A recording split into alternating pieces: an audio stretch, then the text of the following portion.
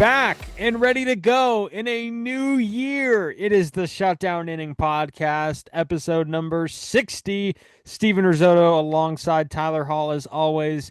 Tyler, it is not too late to say Happy New Year. Happy 2026. 2026. Hey, everybody. We made it. We are now in the same year that we will have baseball again. What, like 4 or 5 weeks from pitchers and catchers reporting? Probably five. We're getting there, Exactly. man. The last year of baseball being played is this. No, I'm just kidding. It might be for a while. Shit. Way to start us off, Yeah, Steven. that was such a high note, and then it went down so quickly. We won't even speak that into existence. And God, I cannot wait until we like. Actually, no, I want to savor this season because I know on this podcast and others we'll be talking about that whole thing. But we don't need to talk about it now. How were your holidays? Everything went good? Yeah, they were good, man. Good time with family, pretty low key New Year's, and here we are. Everything went well. Little guy's happy with what Santa brought him and all that good stuff. How about you? Santa was good to me too. No, How it how was how good. many books did you get for I Christmas? actually did not get any books. So here's the thing. I was my brother and I are both in our 20s, and my it's so difficult for my grandmother, for aunts and uncles, my mom especially. It's taken a toll on her, especially this year. They can't like they don't know what to get us in our aging status right now. And I know you're gonna be like 20s is not aging, but just in this context it is. And she's like, make a list. And I don't need anything. I don't like feel like I want anything either. So like I have too many books as of now. She knows that. And like I just didn't have anything to put on like a list or anything. Not that I even cared. Like I like giving stuff to people. So did you Um just get a lot of socks then? I got clothes, a bunch of clothes, and my mom got me a phone. And there's a side story here, the iPhone 17 Pro, and I did not need a phone, and I was terrified of setting it up, Tyler. You have no like I don't know if you go through this or not, but like I'm scared of my contacts not going through. I'm scared It's of all pretty smooth now. I think they've ironed most of that stuff yeah, out. yeah. I was scared of all that. So it took like 4 days for me to have the courage to sit down and set it up. I Did went you like did you get the orange one? What color no, phone are we talking? it's actually gray. So it's Okay. gray. I usually get an OtterBox for all my phones. I've never broken a phone, never dropped a phone, and it shattered.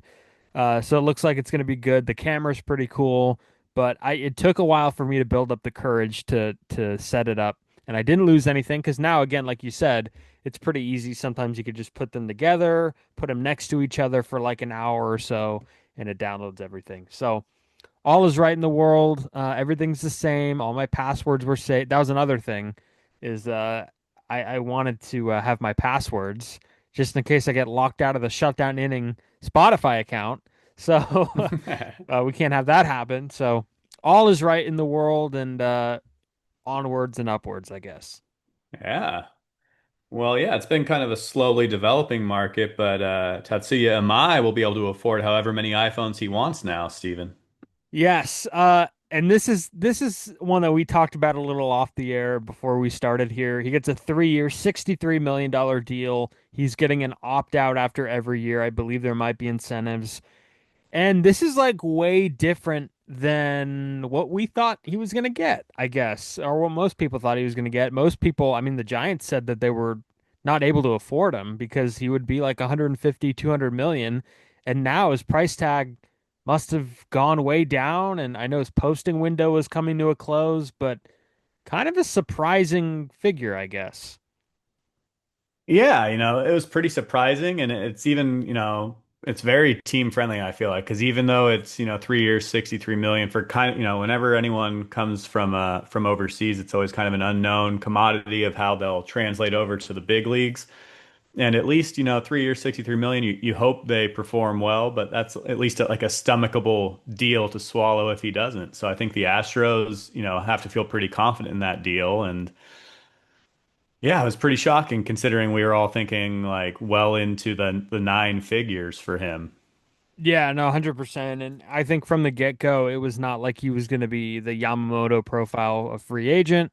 Um, and I guess if he has a 4.2, 4.3 ERA, like you're not mad.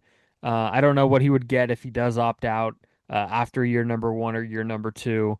But kind of interesting. I mean, Houston, I guess I think it's their first Japanese signing since Kazuma Tsui, way back when. Yeah. So they're not really known as a place that uh, dips into that market very often. So they dip into it here. Not a, usually we hear of Japanese players wanting to play on the West Coast or New York, and it just doesn't seem like those teams were interested. And I will say, like, maybe there's a reason those teams were not interested.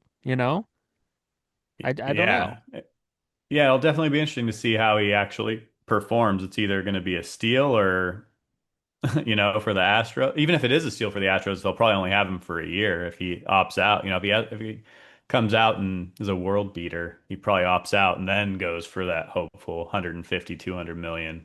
Yeah, it was just a very odd kind of journey for him. I think he was trying to work his way into everyone knew the Giants needed some pitching, and one of the first things he said was, I want to beat the Dodgers. I don't want to join them," which almost seemed like a direct call to the Giants, but instead he just goes to a team that beat the Dodgers in the World Series within the last decade.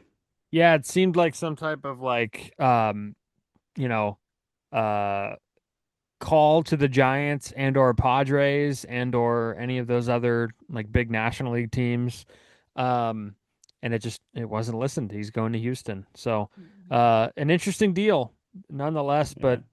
I wonder why some of those big teams that are usually in on a guy like him, a supposed top end starter, I'm wondering why they weren't. So I have my reservations about that. I don't even know if the Giants were in on it.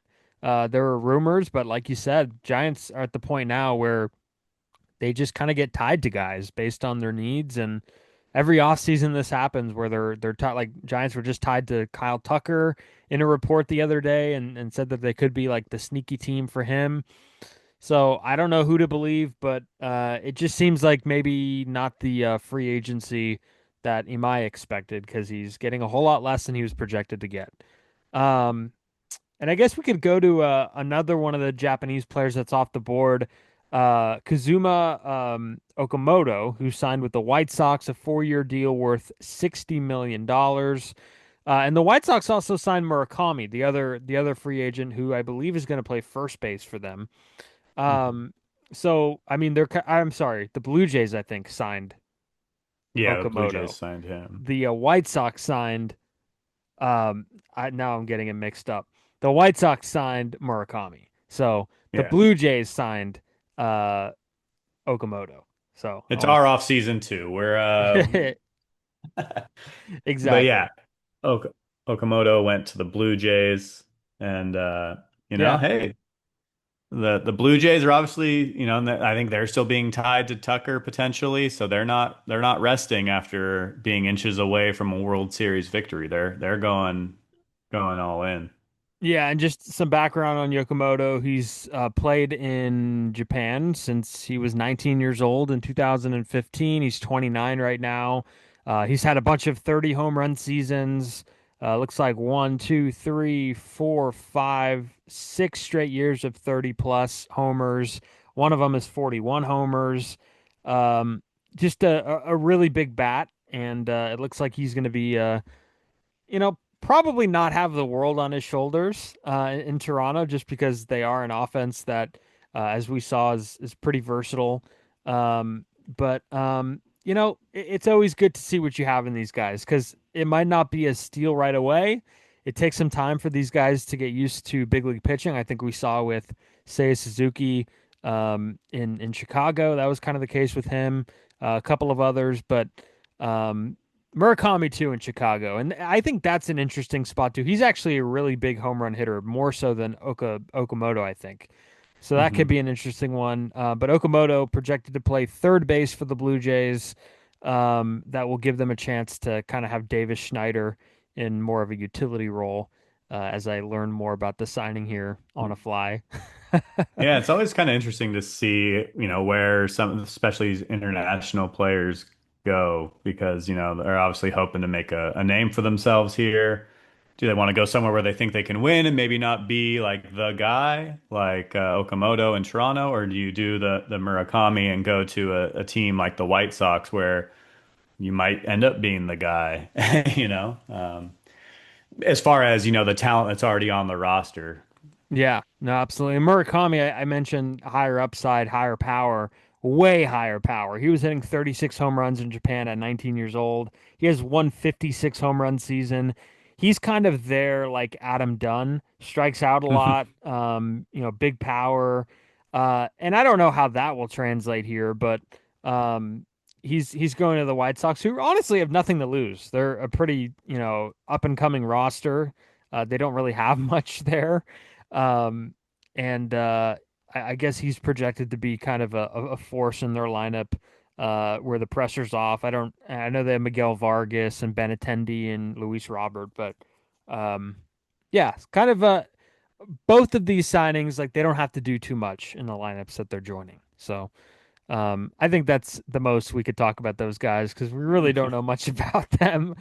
Um, we can move on. There's a trade. The Miami Marlins are trading right-handed pitcher Edward Cabrera to the Chicago Cubs. So I think I read that the Yankees were interested in him, and now it looks like he's going to the north side of Chicago to be a force in their rotation. Yeah, and that's going to be a strong rotation on the north side of Chicago. And they gave up a good amount for him. They gave up their top prospect, Owen Cassie, for him, and a few other guys. Um, and I think Cassie had made his, I hope I'm pronouncing that right. I'm terrible with pronunciations, but I know he made his debut for a little while with the Cubs earlier this season or 2025 season.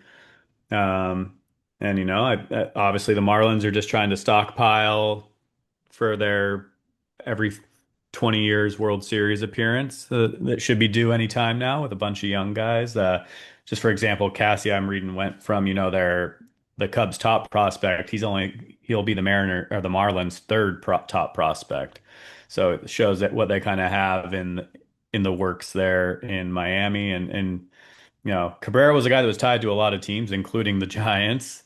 And so he lands in Chicago, where obviously, Chicago's trying to keep moving on up there in the Central and become a perennial playoff team. And so Cabrera, he's a young guy. He could be there for a while. Yeah, 27 years old. He's a free agent in 2029, arbitration eligible in 26. So, a guy who's under control and like the Cubs, I like what you said about the rotation. They have a bunch of guys that could like eat up innings. Like I know Shota Imanaga, sorry, went back and accepted the qualifying offer there. Um I know that Kate Horton was like a runner-up for Rookie of the Year in the National League. Matt Boyd is there still, so they have some arms that could compete in that Yeah. division for sure. Um, Justin Steele, I'm assuming will be back at some point. He Good missed all call. last year. Forgot about him.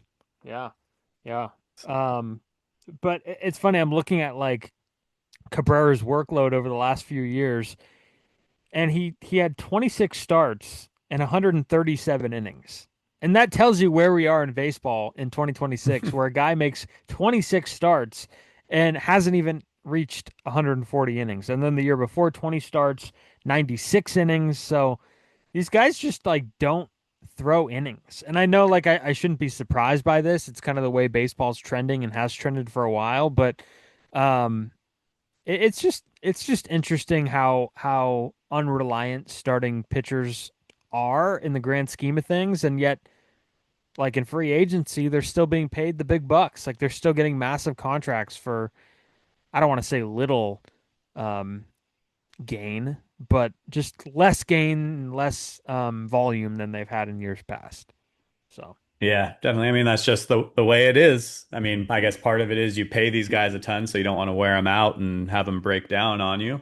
Yeah, it's not the baseball of, 15, 20 years ago where, there were dozens of guys throwing 200 innings. Now you're lucky if there's three or four who throw 200 in a season. So Yeah, it's like Logan Webb and Zach Wheeler. I think are those are the few guys that have gotten up there, kind of. yeah. And it's funny because every now and then we do see the glimpse of like when that does come back, right? With Yamamoto pitching back-to-back days. It's like every now and then when like your life depends on it, like it's like okay, let's use this blueprint from 20 years ago and um people will think it's such a big deal because, but in all fairness, the Yamamoto thing was a big deal. But just an example of times we're going back to the older school way of uh you know, do anything type of mentality, I guess. It does come to that. Um, all right, and then another pitcher that signed, the Giants are getting Tyler Mahle. It's a 1 year deal. I can't even remember how much he's getting paid. I believe it's north of 10 million. And he's gonna fill out their rotation. And in an offseason where we thought the Giants would kind of splash either via trade or free agent in the rotation, they get Adrian Hauser, who we talked about, and they get Tyler Mahle. Tyler, from one Tyler to another, what do you think?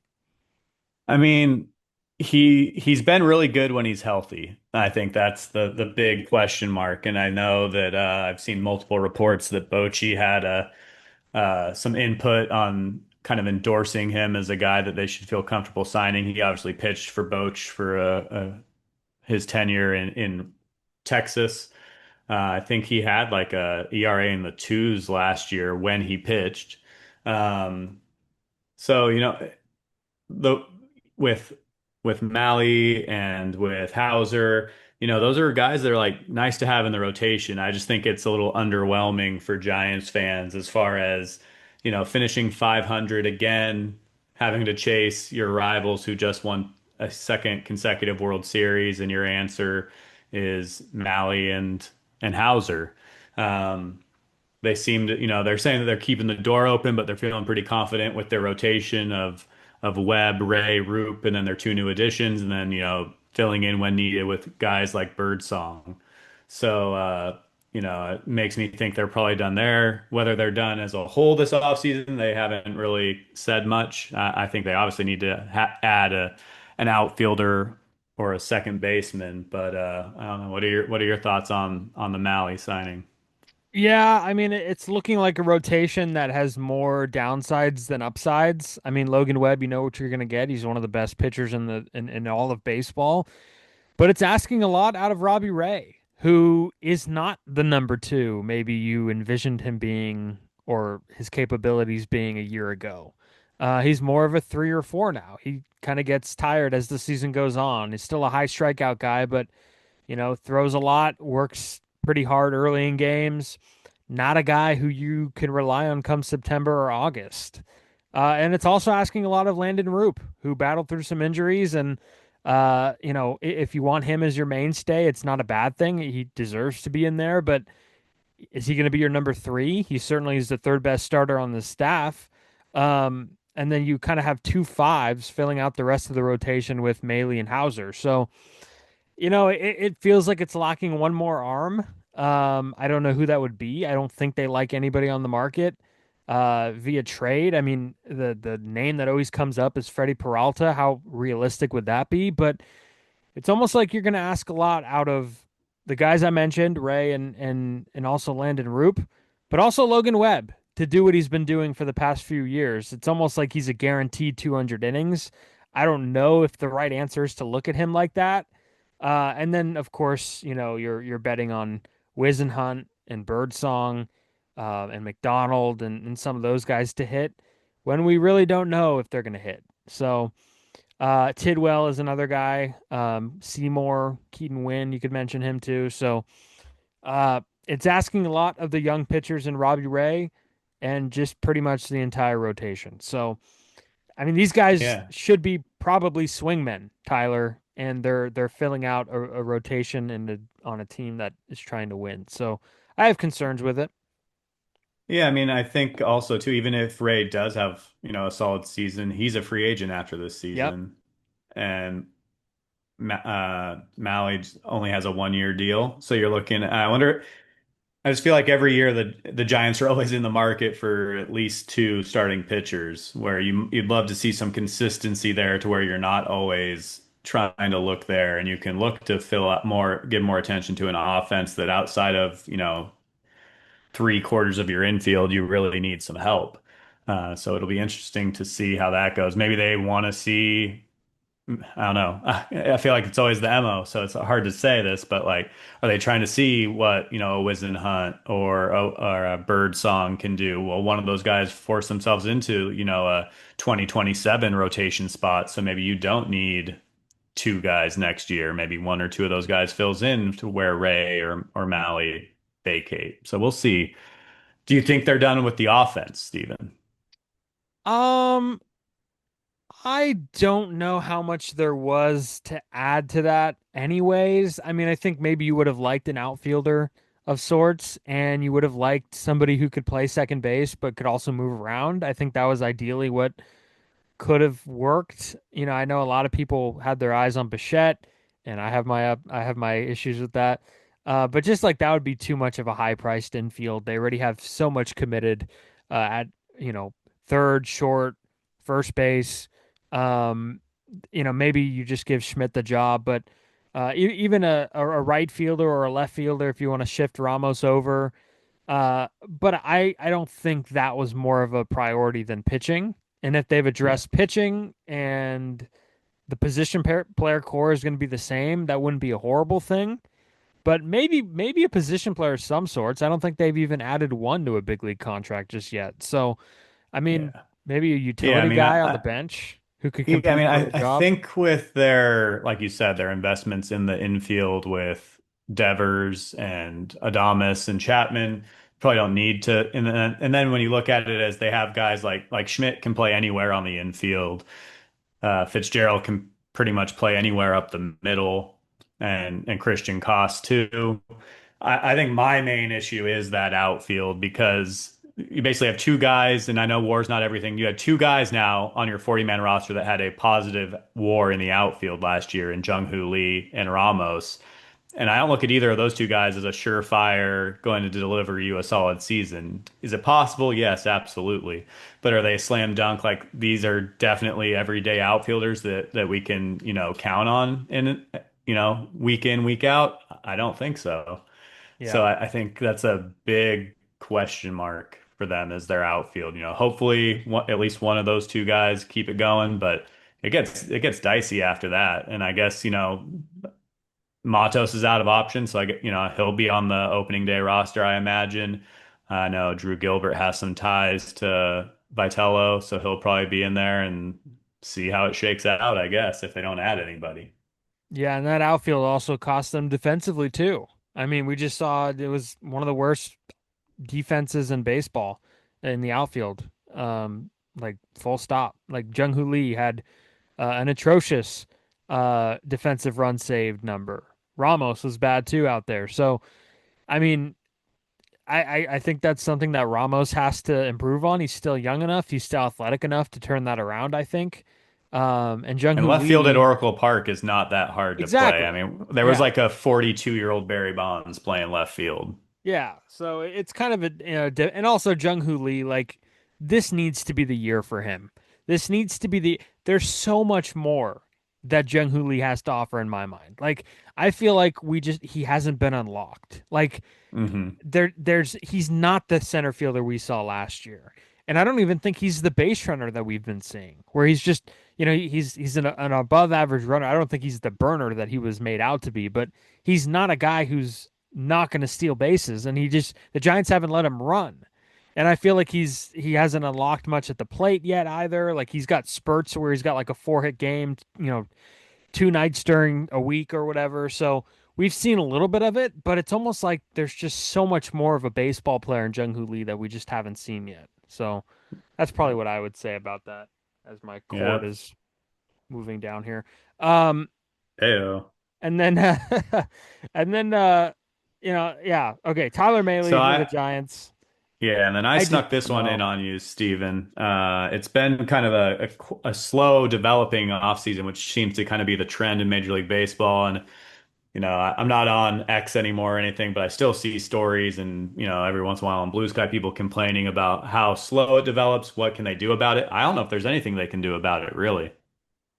I saw, okay, so I'm glad that you brought this up because somebody, there's been mentioning about like a deadline for free agents. I don't even know if we've talked about this, but Brent Rooker, who you and I both know to be very good on social media, he quote tweeted the tweet and said, this is the most anti-player statement you could have Yeah. of a deadline for free agents. And it's like that doesn't make any sense. Like, I mean, why should there be a deadline for a guy to sign?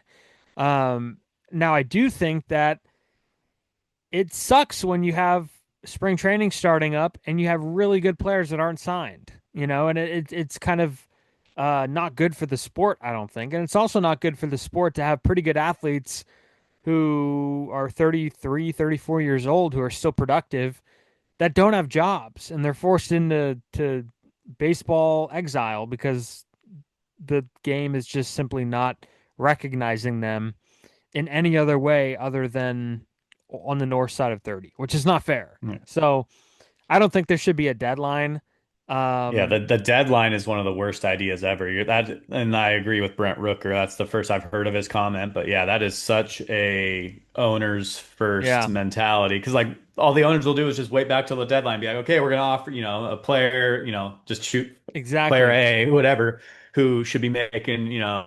20 million a year. And then the deadline rolls around, they're like, okay, we'll give you like three for 35. Do you want to Like play baseball this year? take it or don't play. Like Yeah. and I know I've said that I've probably a broken record for our listeners. Hey Spencer, what's up?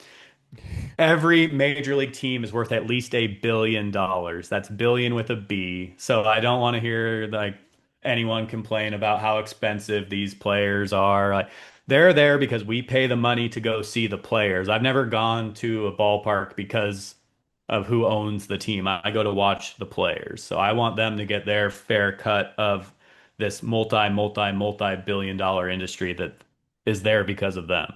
Well, I go to Giants games because Buster Posey owns the team. So no. Right. Yeah. No, and I didn't put this in there, but the Pirates made a big splash. Ryan O'Hearn is their largest contract they've ever given out.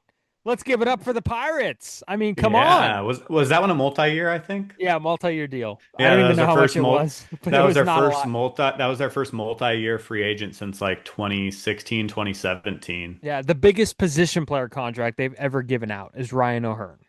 And I don't think it was more than $50 million. I don't have it at the top of my head, but Yeah, uh, as a free agent, obviously they gave more than that to Reynolds and like McCutcheon, I think, before he had eventually departed, perhaps. But yeah, yeah, as a free agent yeah. and I think like a Russell newly, Martin might have had that record because they signed him for a bunch ways back. But yeah, I mean that just goes to show that uh, pretty sad that it took all this time. But to your point, every team and every owner could do this. They could, supplement their team by opening their wallets, and you don't have to be the Mets to compete. You don't have to be the Yankees or Dodgers to compete. But if you try, you could put a formidable baseball team on the field. Like it is possible, truly is possible. So go for it. As much crap that we give the Padres for kind of being crazy and AJ Preller being crazy, for me at least, there is some level of appreciation for what he's doing. Like he's tried so many different things. He's a weirdo. He's wacky with the trades and he's doing so much and then he tears it down and then I at least appreciate that he's trying to win, right? And he, Mhm. trades away the system and he's missed and it's fine to miss. So I don't know. You could be like AJ Preller and kind of take your chances with different deals. And just take a gamble on yourself, because you never know. That's Yeah. my PSA to teams. But yeah. Yeah, I'm sure we'll talk about this more as the as this season winds down, kind of touching back to what we just touched on very briefly at the start of the episode with Yeah. what might be coming after this season as far as, Yeah. any kind of labor And real disputes. quick with that deadline, what happens when a guy gets hurt during spring training? And it's like, oh, we need a number five starter. It's like, oh, we can't Yeah. sign him. Like, Yeah, too bad Tyler Mahle didn't sign and he's out of baseball for 2026. do We you can't go want to play talk to next year or him. not? Do you want to play? Okay, Yeah, I have your so contract. Come and get it. Yeah, that would be insane. So definitely agree with Brent Rooker on that one. Um, and yeah, no, the market is slow. So I'm glad that you threw that one on there. That is a good topic of conversation. And another, speaking of topics of conversation, one guy that might have some things to say to a national audience. For some backstory before I get into this, uh, NBC will have Major League Baseball starting this year, and they're going to need a broadcast team. And I believe Jason Benetti is being thrown in there as the lead choice for play-by-play guy. And Clayton Kershaw, newly retired Clayton Kershaw, is being floated as a possible analyst suggestion. So, Tyler, as we've seen in other sports, they love the big names. Brady, Drew Brees is now on a broadcast team. Shaq, Barkley, like everybody's trying to emulate these guys. Clayton Kershaw, what do you think? I think he could do it personally. I think he could do it. I'm Yeah. assuming they would be based in their studio would be in LA, which makes a lot of sense. I'm assuming he probably doesn't want to move his family since they've been entrenched in Southern California for a couple decades now. And yeah, I'd be interested, the especially the greats and Kershaw is an all-time great. They're either a great, I feel like there's no middle ground. They're either a great analyst or they're terrible because Yeah. they know how to do it, they don't know how to talk about it. So yeah, I'd be down to give Kershaw, a listen and see how he does. Do you know is NBC going to have like a Sunday night baseball? Is it going to be like a once a week kind of thing, a two times a week?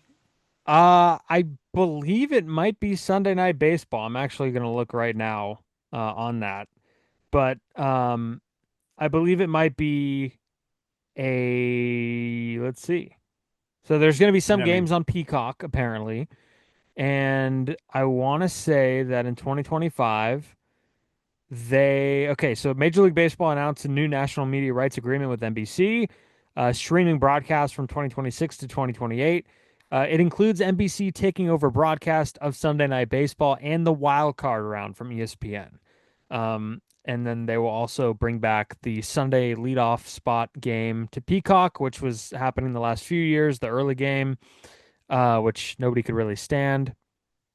So that is currently what's gonna be going on is Sunday Night Baseball, 25 Sunday Night Baseball games, and then the MLB wild card round. So, um, yeah, I mean, we've seen it in baseball. A-Rod and Jeter and Big Papi have been pretty entertaining. And so it'll be interesting to see because I think those guys all. I mean, I don't know if I'd say Jeter had a big personality when he played. He was obviously a big name, but Papi always had a big personality. Kershaw, I feel like, has never really shown much of a personality. Not to say like he's been super vanilla, but he's never really been, very, not a lot of like bulletin board material coming out of Kershaw quotes.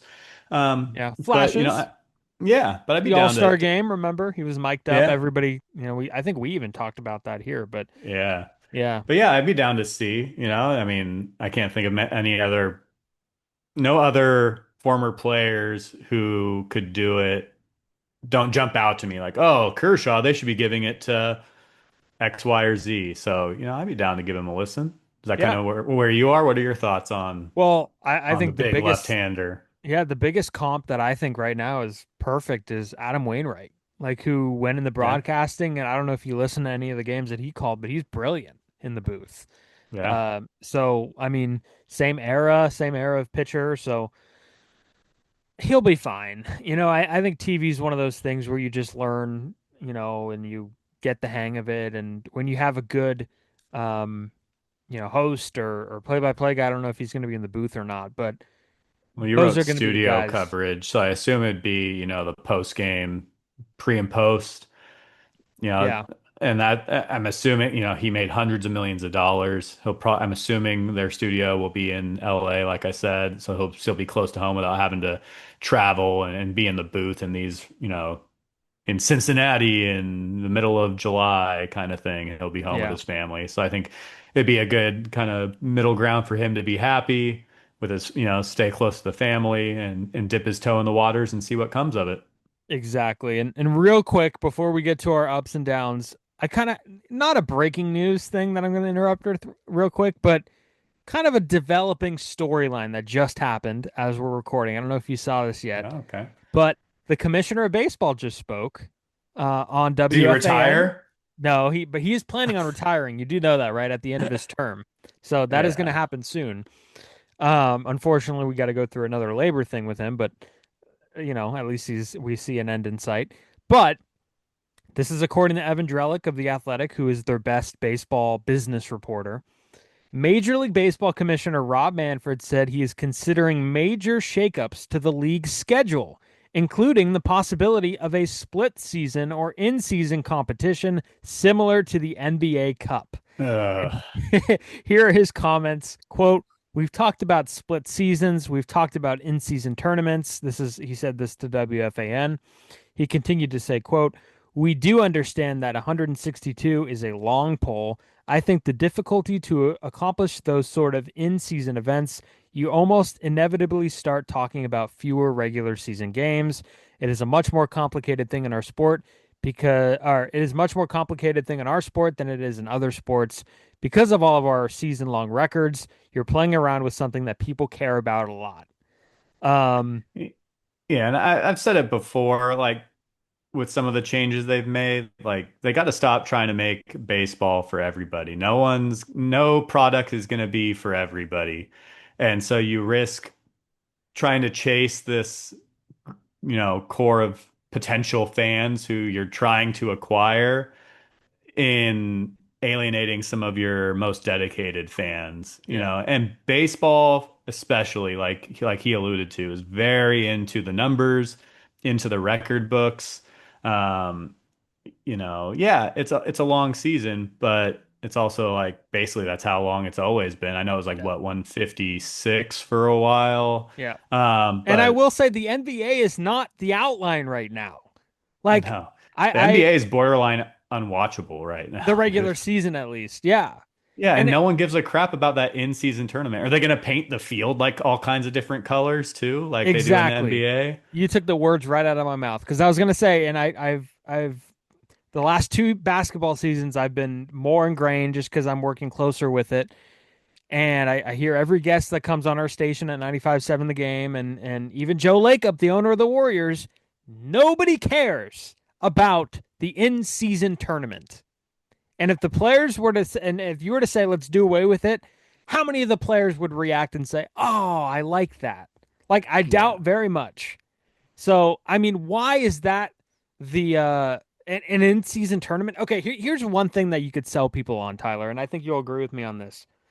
How about the Olympics? How about you I would stop the season and have players play in the Olympics when that comes around.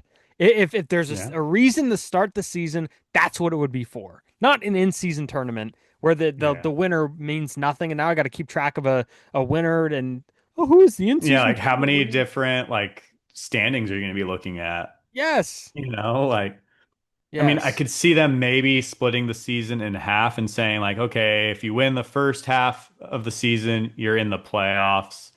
And if you win the second half too, you get basically like a bye. But like, I don't know. Eventually that just mushrooms into how many play is it just you have to win your division in either the first half or second half to I make the don't yeah. playoffs? Because otherwise you're looking at like 15, 16 teams in the playoffs, Yeah. you know? I'm sorry. This is something that That's the such minor a leagues terrible do. idea. This is Yeah. what single A does. The California League has first half champions and second half champions. I don't know if that's what they'll do. I think the NBA Cup style is different where there's an actual competition, but why mess with this? And here's another thing. This is kind of just so we don't go on that for a second. This is also what he said, completely different, but we all know that MLB has talked about expansion, and with expansion there'd be possibly realignment. Um, so Manfred said on Thursday that in his view, markets that have multiple major league teams, which are Chicago, New York, and Los Angeles, should not have both teams in the same division. So that's kind of how it is now, right? So Manfred Hmm. said, "quote I think you would try and keep the two team cities separate. That would be my thinking." Um, And then he said realign, you would have to do it along geographical lines, which could alleviate travel, which I mean we could all be on board with. But But like, does it really alleviate travel with their balanced schedule now? exactly, yeah, that's a Like good you're point going too. Yeah, everywhere. You've dumbed down or like lessened the number of games yeah. within division. So does it really help you that much? And if Not you put a really. team in Portland, like that's going to help Seattle only a little bit, not a lot in the grand scheme of Yeah. things, you know? Well, I remember it was last year at some point there was some a bunch of talk of realignment and like one of the divisions that I saw in multiple places was like Mets, Yankees, Phillies, Boston. Like those owners will never agree to that. Like those are four powerhouses in a four-team division because they're talking about like eight four-team divisions. Yeah, Like those four owners would never agree to that deal because there's like two of those teams should not be guaranteed to miss the playoffs. yeah, Like, exactly. And then he also talked about real quick, how the postseason schedule would benefit from the realignment. He said, "quote We have those 4 window days that I love. This is he's talking about the early rounds in the playoffs. You get 4 baseball games in a day. It's awesome.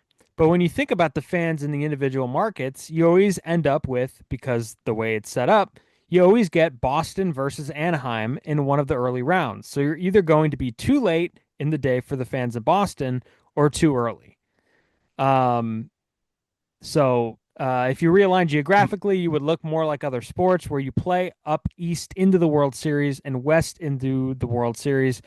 And that 10 o'clock game on the East Coast that sometimes is a problem for us becomes a primetime game on the West Coast for the two teams that are playing in it. So there's a lot of advantages, he says. And then the next not quite paragraph sure I is follow what he's saying I there. don't understand that Basically, either. Yeah, and then the next paragraph was Manfred has previously said he intends to retire in January 2029. He will be 70. So, and then he was asked about his legacy and yada yada yada. So, those are the two big storylines. The realignment stuff. I don't think we have an issue about those two teams playing in different divisions. That yeah. cities with the same teams. And I'm sure Giants A's would have fit in that category as well. But the in-season tournament, give us a break.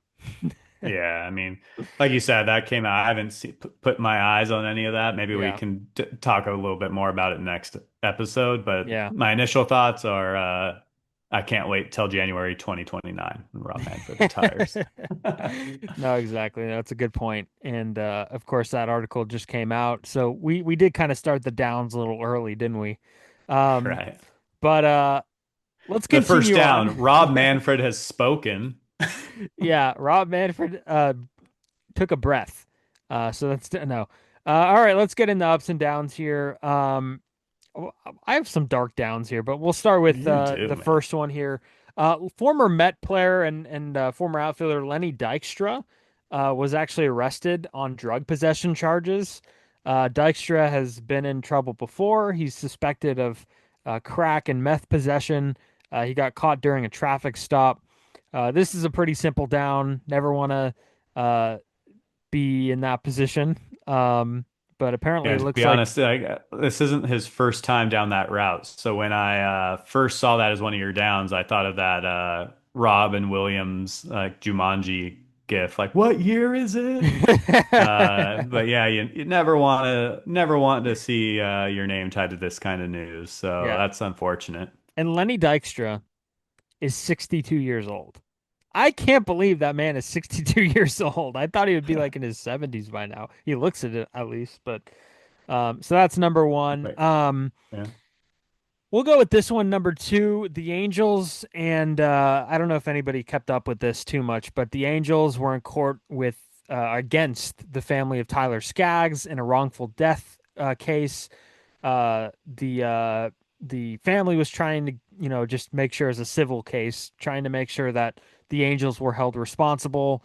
Much of this was about uh, justifying how much money and potential earnings Skaggs would have had if his career were to go on, and they were arguing that his career was on the upward track, and that the Angels were responsible, or at least partially or mostly responsible for the death of Tyler Skaggs. One of the equipment guys, of course, was one of the prime dealers that Skaggs had, who dealt drugs to Skaggs and other pitchers on the Angels.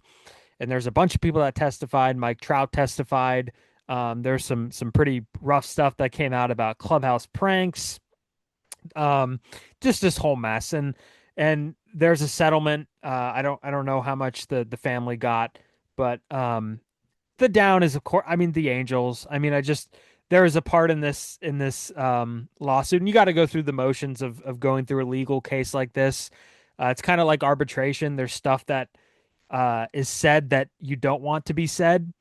And in this case, the Angels were trying to save their own ass and trying to argue that Skaggs was not a good pitcher in some cases. And they would have some baseball executives retired who would come in and say stuff of the effect of he was not a good major league pitcher and this is why he should not get this amount of money. So it's kind of a very hurtful situation, I think, for the family. And I know it is part of the process, and the Angels are just doing what they have to do legally to um, feel like they're on the right side of this thing. But you're never going to look good when you're trying to. Yeah. And of course, the evidence. I mean, I don't know, like, I don't know how to describe the full stuff and details, but just if you look at the evidence against the Angels, it's pretty bad. There's a whole bunch of stuff where it's like they didn't report stuff that they knew about. They didn't take actions on certain employees, and the whole thing's just a mess. So So you're saying Artie Moreno wasn't on the up and up? yeah, I think Artie Moreno showed up to the first day of court and never showed up again. Yeah. So, He had but to go vote on the Hall of Fame. exactly, he needed that time to go vote.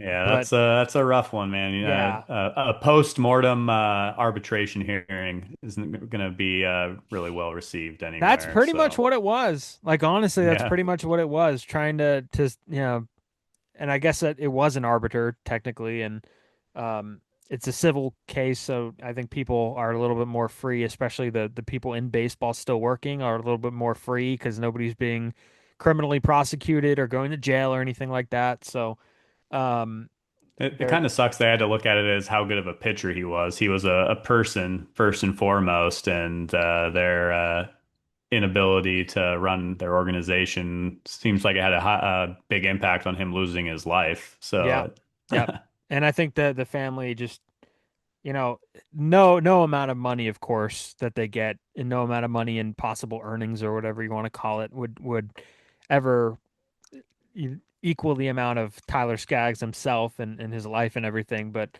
I think the main thought is that the family rightfully wanted um, stuff to change with the Angels, and they wanted the Angels to be held accountable, and that's all you could yeah. ask for in any case is for people to be held accountable if they did something wrong or didn't Yeah, take and action. hopefully other teams in baseball and all other sports will see what the Angels have had to go through because of this and kind of be more vigilant and handle these types of situations with their Yep. own players more appropriately in the future too. So, Yep. And figure it out. Figure out f- take into account and keep track of the people you hire.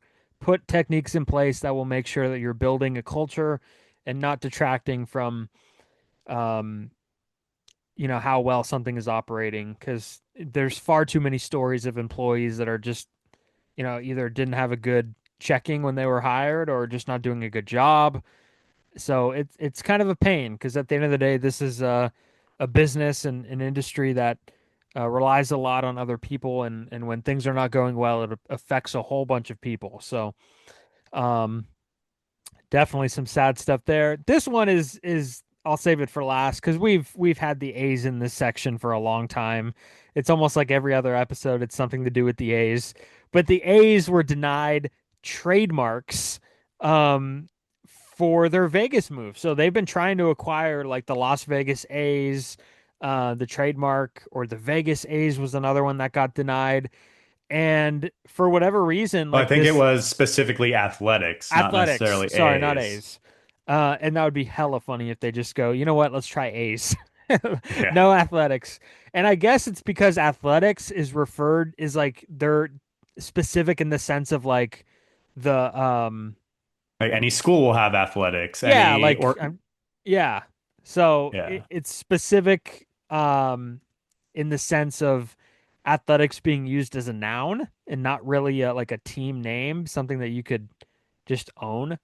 Um, so it's kind of interesting that the A's, who have started building their new stadium and have dug ground, are getting applications for patents and trademarks denied.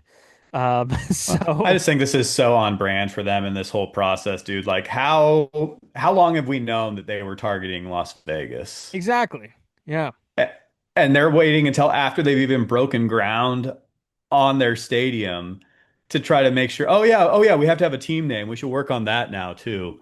Like they should have had this sewn up before like it it was was even even getting public. whispered out to the public that there was a Exactly. thing. 'Cause I think I Yeah, saw somewhere that like the last dive bar guys put in an initial claim on like Las Vegas Athletics, Vegas A, anything that any combination of those terms yeah, because it got out. And so like, yeah, it's just so on brand. Like yeah, it just keeps adding to the fuel to the fire that whether the A's end up in Vegas or not, like they need a competent owner. And John Fisher has made it pretty clear he doesn't care about baseball or their fans. He just cares about money. So like have him sell the team to someone who will actually like know how to run a Major League Baseball organization, please. yeah. No, this was, and as bad as it sounds, like now that the A's are out and they really are going forward with this move, at least make it a good process. At least make the stadium look nice.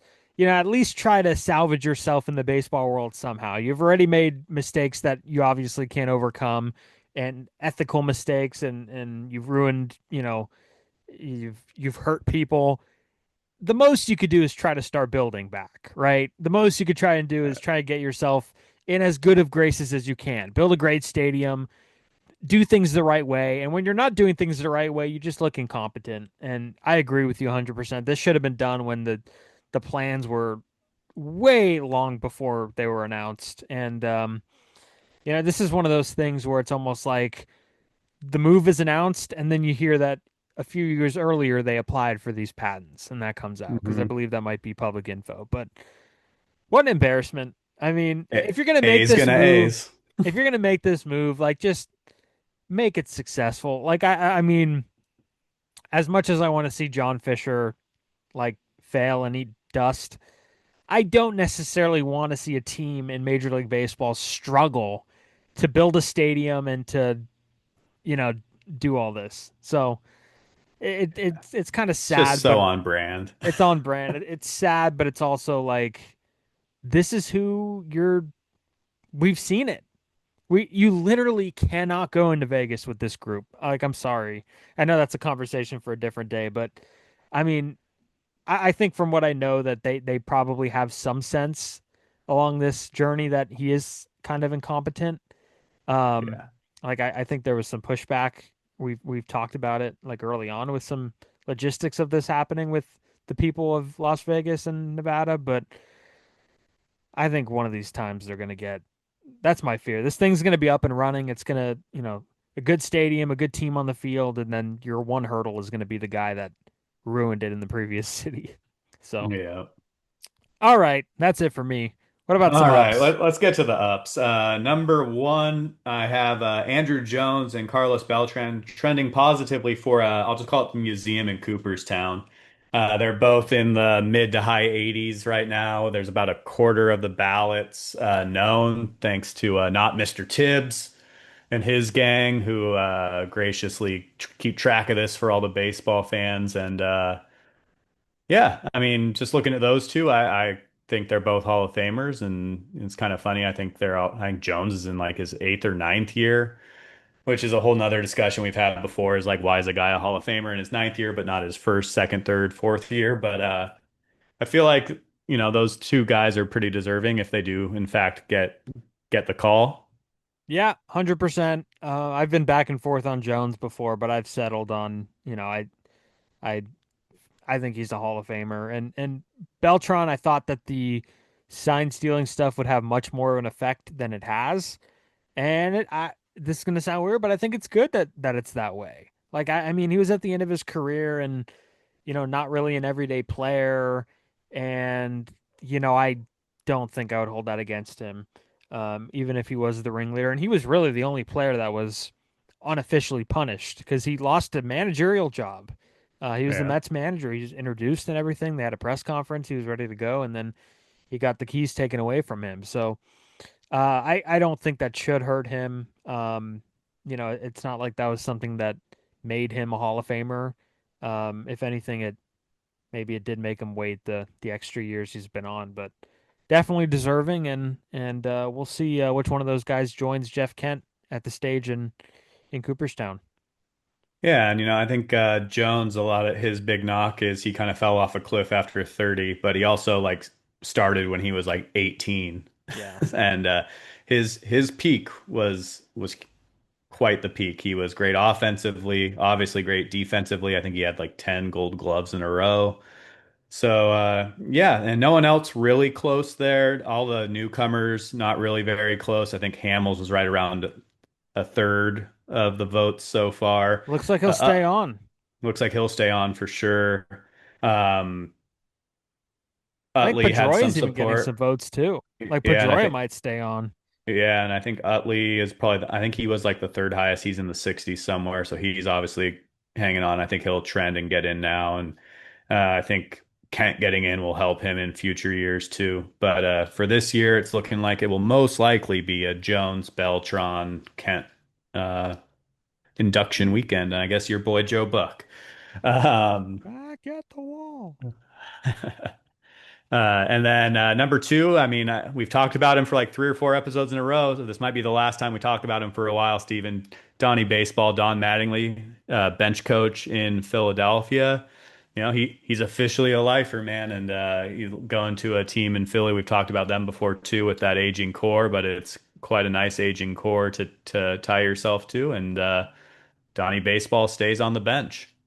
Dude, he loves baseball. Like I mean it like he loves baseball. I mean, he was in the World Series last year. That was a pretty big storyline for the Blue Jays, and figures it's time to try something different. And then goes to Philly and picks up a really good job, like just a good job. Yeah. And I think he knows Rob Thompson from when Rob Thompson was coaching with Girardi. And I want to say that Mattingly was on Girardi's staff for a brief second before he went to LA. I could be wrong because I know he went to LA with Joe Torre, who he was the hitting coach for Joe Torre in New York for a number of years. So I don't know if there's any crossover with Rob Thompson, but um, I Kind of mean, surprising he never got a job in New York with the Yankees. I think he was promised it, or I think there's a situation where it was him and Girardi, and he didn't get it, and then in Los Angeles, Joe Torre promised him the job, and that's how that worked. But I'd have to double check on that. But yeah, no. And the cool thing about this, whenever you see managers back in the dugout as like bench coaches or something, um, I think Ron Washington's a great example of this too. It's almost like there's a sense of security, and maybe not security, but also um, you're not worried about, like, how in politics, like the person running for president wants to pick somebody who they're not going to feel like wants to be president, if that makes sense. Hmm. So it's almost like the bench coach, like John Schneider, who's kind of a young manager. He's had success, but he's a young manager. Um, you could easily think that having a guy like Mattingly on your staff could cause some security, like insecure, I guess is the right term. But Hmm. uh, it seems like Mattingly does a good job of not letting his past managerial experience like have that effect. So he's Yeah, a because he's baseball lifer. he's coached where now? LA, Miami, Toronto, and Philly now? I think so. Yeah. Yeah. So he's been around, man, and he's one of those guys like when the trend came back and like older managers started getting a job, like I thought he would get one, but maybe not. So Yeah. And then next, I'm going to throw in a quick, since we had an extra bonus down with Rob Manfred. I'm going to throw one out there. I'm starting to get a lot more news on the Mariners with, my good friend of the program, Jake McKinley, working for the Mariners now. So I follow what's going on with them quite a bit more now. And Julio Rodriguez went down this past week and like basically rebuilt the Little League field in the Dominican Republic in his hometown. brought down. I didn't know if I couldn't tell if it was like the Mariners team barber or whatnot, but brought a barber in. All the kids got haircuts, equipment, redid the field.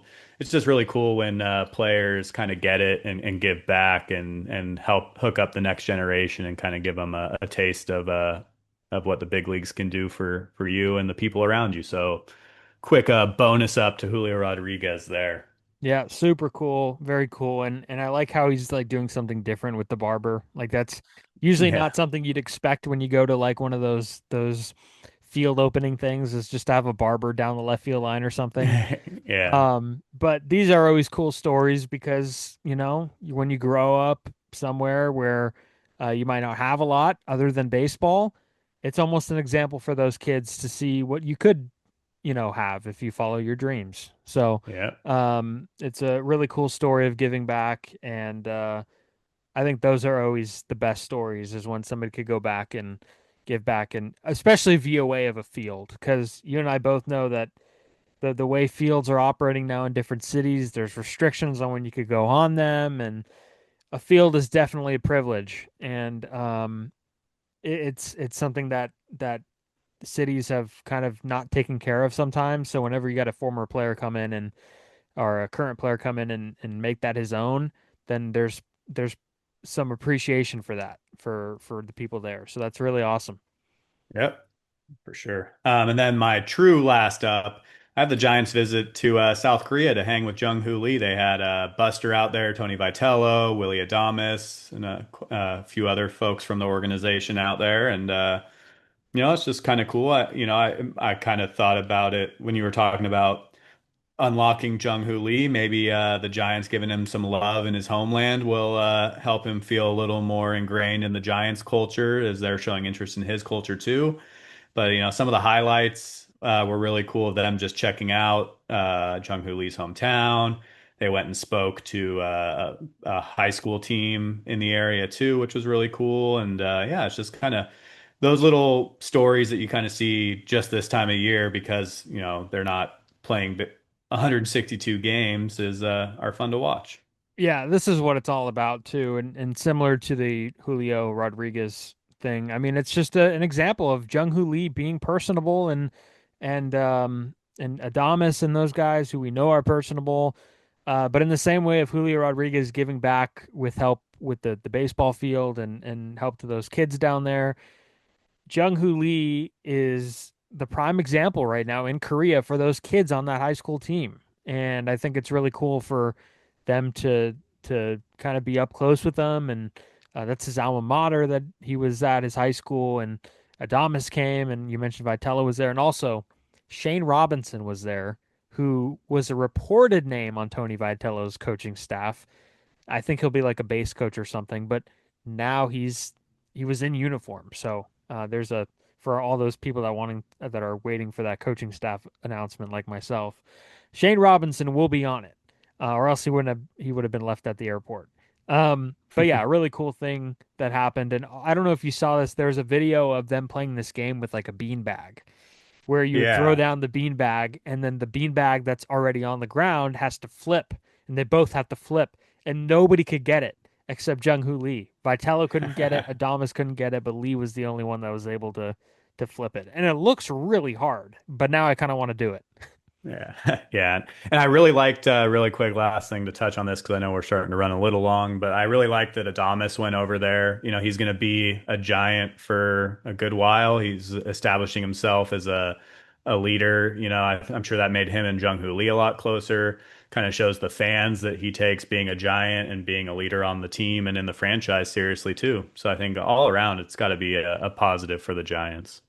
Absolutely. And who knows? Maybe the Giants will play in South Korea one day. Maybe Major League Baseball will let that happen when Jung Hoo Lee is still a Giant. So Yeah. really cool stuff. We did go a little long, I think, but we definitely shut it down again. Uh, Number 60, Steven, round number. Number Another 60, milestone. Mark McGuire. Yeah. Yeah, no, another milestone, round number. We'll get 70 probably at some point in 2028. But for now, we'll stick with 60. I cannot Yeah. wait for 9 more episodes. Can I just say? Nice. Yeah. That'll be our nicest episode yet. But yeah, I'm gonna throw this out there. Steven and I, before we recorded, we were talking about some, fun stuff we can do over the next couple of months before we get into real baseball to talk about again. If you have any ideas of what you want us to talk about, we talked about doing different top 10 lists, lineups, certain lineups, any ideas of just something outside of the box that you want us to talk about or delve into. Drop it in the comments. I'm not on X. Steven can tell me about it, and we'll try to make it part of one of our next episodes. Let's do it. And I'll send out a separate tweet for that too. I think that could be a lot of fun and also make for some good social content. Because Yeah. you and I both see stuff on social media that we send to each other. Um, this is a different episode altogether, but the kids that don't know who Tim Lincecum is, like, get out of here with that. So, yeah. Anyways, we shut it down again. Go follow us on Twitter at shutdown_inning. Go check us out, Spotify, YouTube, wherever you find your podcasts, and we will see you next time. That's what's up. At a bit.